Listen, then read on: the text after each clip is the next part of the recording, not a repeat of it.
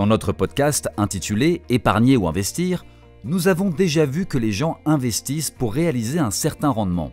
Quand il s'agit de se décider pour un type d'investissement, beaucoup d'investisseurs se concentrent sur le niveau des taux d'intérêt, sur les perspectives de croissance des sociétés dont ils veulent acquérir des actions, sur les performances passées de fonds d'investissement ou sur des gains en capital potentiel. Le plus souvent, ils ont tendance à négliger ou du moins à sous-estimer un élément qui a un impact immense sur le succès de leur placement: les coûts d'investissement.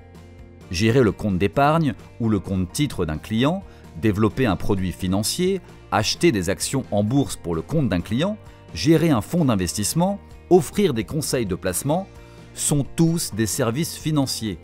Et ceux qui offrent ces services veulent être rémunérés pour le faire.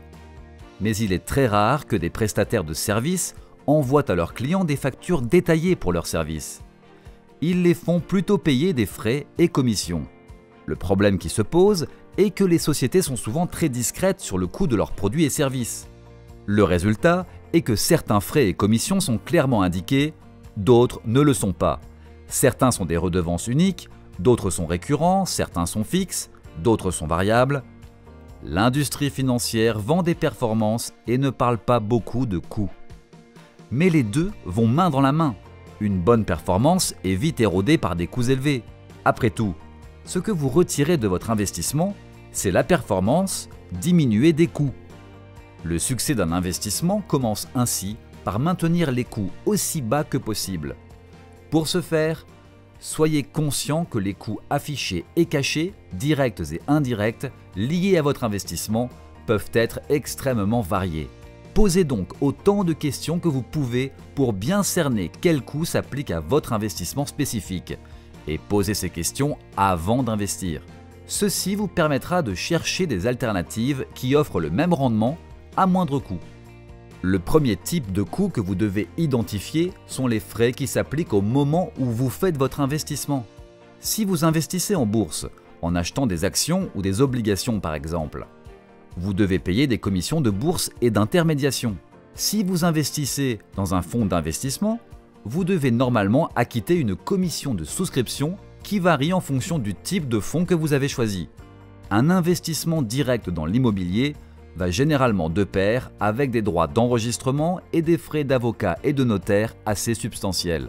Et si vous souscrivez à un contrat d'assurance vie, il est très probable que les premières primes que vous allez payer serviront à rémunérer l'agent d'assurance qui vous a vendu le contrat.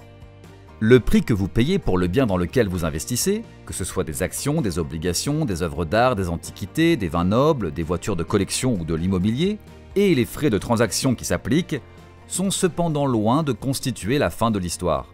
Suivant le bien dans lequel vous avez investi, vous devrez supporter les coûts de maintenance, de stockage ou d'assurance.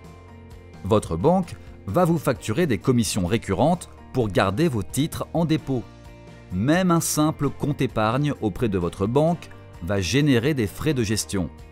Un fonds d'investissement pourra vous facturer une commission de gestion ou bien une commission pour couvrir les frais de sauvegarde des parts et actions du fonds auprès d'une banque dépositaire.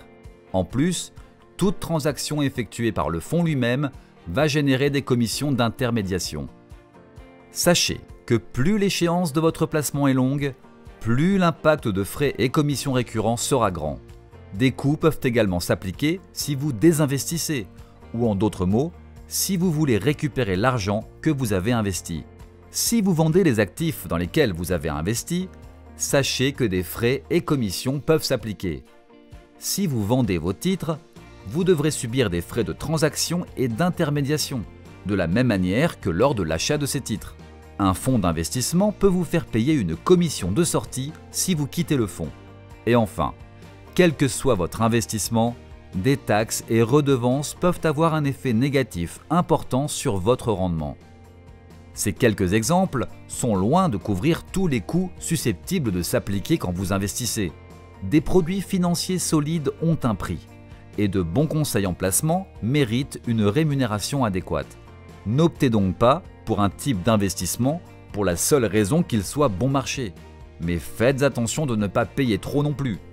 Analysez consciencieusement les frais, commissions, droits et taxes potentiels et gardez à l'esprit qu'une faible transparence d'un produit financier peut souvent être associée à des coûts élevés.